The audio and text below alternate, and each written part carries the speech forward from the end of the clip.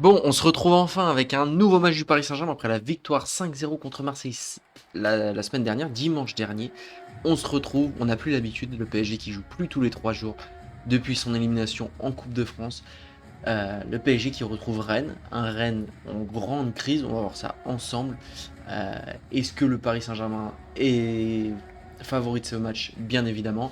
On va voir, est-ce que ça peut être un match piège? Est-ce que c'est un match que tu peux profiter pour faire tourner? Bref, on va voir ça tout de suite. Footix parisien pour vibrer chaque jour. Les couleurs de Paris, c'est l'amour toujours. Actu déchaîné, prépare-toi au détour. PSG, c'est la vie, la passion, le parcours. Yo yo yo petit frérot, Footix Parisien, vous connaissez déjà, si vous connaissez pas Footix Parisien, c'est 1, 2, 3, 4, 5 vidéos, peut-être pas 5 vidéos quand même, pour parler des news du Paris Saint-Germain, pour ne rien rater du PSG, n'hésite pas à t'abonner. Bref, on se retrouve pour le match contre Rennes, Rennes comme je l'ai dit dans l'introduction, qui est complètement en crise en ce moment. Habib Bey s'est fait dégager, pourtant Habib Bey pour le coup, on était sur un plutôt bon entraîneur, un entraîneur qui avait plutôt la cote du côté de la Ligue 1. Là, on parle déjà de lui du côté de Marseille potentiellement. Après, je sais, à voir s'il peut reprendre un nouveau projet après s'être fait dégager quelques jours avant du côté de Rennes. Mais là, on va plutôt faire un focus sur Rennes. Comment va Rennes en ce moment? Comme je vous l'ai dit, c'est plutôt la crise. Rennes avait fait un mauvais début, alors qu'on peut appeler carrément un mauvais début de saison. Bon, le tout début de la saison, elle est plutôt bien. Tu as commencé la saison avec une victoire contre Marseille à 10 contre 11. Ensuite, tu perds 4-0 contre Lorient. Tu fais égalité contre Angers. Tu gagnes contre Lyon, une équipe de Rennes qui fonctionnait plutôt bien contre les grosses équipes visiblement. Ensuite, tu fais 4 égalités, une défaite contre Nice. En plus, cette défaite là, elle vieillit mal vu le niveau de Nice. Ensuite, encore une égalité contre Toulouse, tu gagnes contre Strasbourg, ça c'est pour le coup c'est une belle victoire. Et là, après donc un début de saison plutôt cauchemardesque, on parlait déjà d'Habib Bey out, tu as eu une période de folie du côté de Rennes qui gagne 1-0 contre Paris FC, qui bat Monaco. Bon, c'est un Monaco aussi qui est plutôt en crise également, mais bon, c'est le même Monaco qui va battre ensuite le Paris Saint-Germain. Donc voilà, je sais plus si c'est la semaine, je crois que c'est la semaine d'après où Monaco bat le Paris Saint-Germain. Ensuite tu bats Metz, bon Metz c'est le dernier de Ligue 1, tu te fais battre 5-0 par le PSG, mais bon, te faire battre par le PSG, on peut pas non plus être choqué non plus, voilà.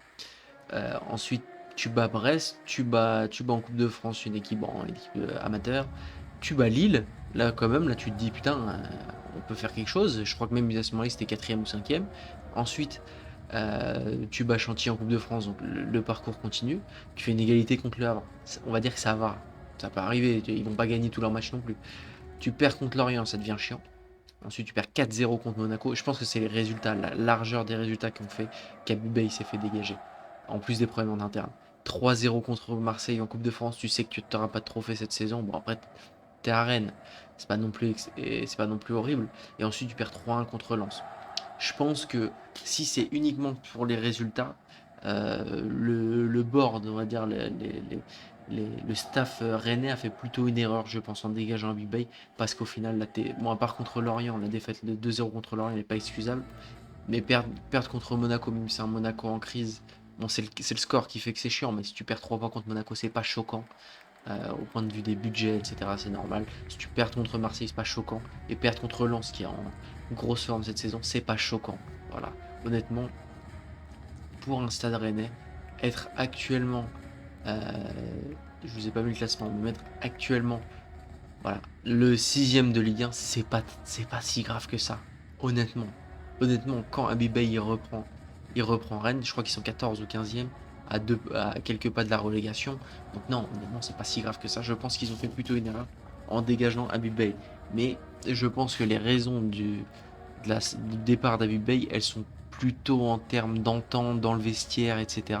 Avec les dirigeants aussi également, plutôt qu'en termes de résultats. Parce qu'au final, les résultats, ils sont pas si mauvais que ça. Euh, on se souvient la semaine dernière, ce qui est le plus choquant dans leur défaite contre Lens, la semaine dernière, c'est que Habib Bey ne convoque pas Brice Samba. Brice Samba, qui est un peu le taulier de Rennes, il met le goal remplaçant, Silistri. Bon, je vais pas vous mentir que je le connaissais pas avant ce match, j'ai jamais joué. Et en plus de ça, c'est une défaite qui vieillit plutôt mal parce que Silistri fait une très mauvaise performance. En plus de ça, t'as Jacquet qui se blesse, un grand espoir qui est même parlé du côté de la première ligue, etc. T'as Boudlal qui se blesse, t'as pas mal de blessés, bref. Honnêtement, ça va être très compliqué, je pense, pour Rennes de faire quelque chose. Mais faut faire attention parce que offensivement, pour le coup, je pense que c'est offensivement qu'ils sont plutôt bons. Esteban Le Paul, c'est un très très bon prospect. Brelem Bolo, on le connaissait du côté de Monaco, pour le coup, c'est plutôt un bon joueur. Je pense qu'il faut faire attention. Et même au milieu de terrain, pour moi, ils ont un milieu de terrain plutôt solide. Rongier, Camara, bon, normalement, t'as Frankowski, mais il est blessé. Si je dis pas de conneries, hein. Excusez-moi. Ah, on le verra, attendez, on va le voir là. Il y a Frankowski qui s'est blessé. Voilà, exactement. Bref, t'as plutôt des bons joueurs. Euh, et donc t'as un milieu de terrain plutôt solide, capable, je pense, pas de rivaliser avec le PSG non plus, parce que bon, t'as le milieu de terrain du PSG, de toute façon, on va voir les compositions probables. Honnêtement, si t'as ce milieu de terrain du PSG là, je vois pas beaucoup d'équipes dans le monde, même pas en Ligue 1, dans le monde, capables de, de, de, ne serait-ce que d'être au niveau de ce milieu de terrain là, tout simplement. Donc voilà. Après, bon, on va pas se faire de scénario non plus. Il suffit de voir au niveau des salaires et des budgets des deux équipes. Rennes, c'est 48 millions de budget de salaire et Paris, 174 millions. Ouais, t'as 3 fois plus de budget, même plus. 3 fois et demi plus de budget. Honnêtement, faut pas t'attendre à grand chose. Et c'est pour ça que ça avait fait 5-0 à l'aller. Au niveau des équipes, faut faire attention. Monaco, Rennes, c'est une équipe assez physique et peut être très très bonne en compte. On sait que le Paris Saint-Germain en compte, c'est le problème de l'équipe, mais en même temps, c'est le problème de toutes les équipes qui jouent tellement haut sur le terrain et qui jouent avec autant de pressing haut sur le terrain, c'est que tu peux avoir des contre-attaques. Mais voilà, faut faire attention, pas se faire avoir. D'autant plus que je pense que du côté du PSG, on va faire tourner les effectifs. Euh, je pense que, parce que t'as des gros matchs qui arrivent, et là, pour le coup, le calendrier du PSG va commencer à devenir sérieux. Là, on a eu un mois, on va dire, on a eu un mois de janvier où il y avait pas mal de matchs, un début de mois de février plutôt tranquille. Tu vas avoir un mois de février, début de mois de mars qui va vraiment s'accentuer en cas de victoire contre Monaco. Il faut quand même passer Monaco. Mais en gros, là, mardi, tu as Monaco. Ensuite, tu vas avoir un match un peu plus tranquille contre Metz, qui est dernier de Ligue 1. Ensuite, tu as Monaco. Le Havre, ça va être plus tranquille. Ensuite, tu as Monaco. Et là, si tu te qualifies du coup en Ligue des Champions, là, le 10 ou le 11, tu joues en Ligue des Champions. Et là, ça risque d'être Chelsea ou Barça. Donc voilà. Et ensuite, tu as encore Chelsea ou Barça la semaine d'après. Donc, bon, le PSG au final qui s'est fait éliminer de Coupe de France, ça peut être un mal pour un bien, ça fait chier nous en tant que supporters, mais ça peut être un mal pour un bien. Mais voilà, je pense que le PSG va faire tourner. Au niveau de la composition probable, tu devrais avoir Safonov au cage, le retour d'Hakimi. Hakimi, pareil, je sais pas s'il va être titulaire ensuite en Ligue des Champions, voyant les performances de Zaïre Emery, euh, mais je pense quand même que oui. Je pense quand même que oui, c'est un joueur voilà, c'est un joueur auquel tu peux faire confiance, honnêtement. Ensuite, tu as Zabarni Pacho au centre. Moi, j'aurais bien aimé voir Zabarni Beraldo. En plus, ça avait été un duo qui avait été concluant en Ligue 1 déjà la dernière fois en janvier. Et t'as Lucas Hernandez, de quoi faire reposer un petit peu Nuno Mendes, qui je pense rentrera, parce que de toute façon, le mec, c'est une locomotive. Même si tu penses qu'il a besoin de se reposer, il n'a pas besoin de se reposer. Il est tellement bon que voilà. Au milieu de terrain, moi, c'est un milieu de terrain qui m'intéresse. Un milieu de terrain sans Vitinha, visiblement. Vitinha qui va enfin lui aussi pouvoir se reposer. Je pense qu'il avait fait partie presque de tous les matchs du PSG cette saison. Bon, il en a raté quelques-uns, mais vous voyez ce que je veux dire. Il a besoin de se reposer. Et du coup, tu aurais Lee en meneur de jeu. Moi, c'est un joueur que, franchement, cette saison, j'ai trop envie de voir. C'est Lee Kangin. J'aimerais qu'il ait plus de minutes de jeu. Et j'aimerais même que parfois on le voit à la place de Désiré Doué. Bon, après, quand Désiré Doué, il te fait des prestations comme il a fait à Marseille, enfin contre Marseille, honnêtement, tu peux pas le mettre sur le banc.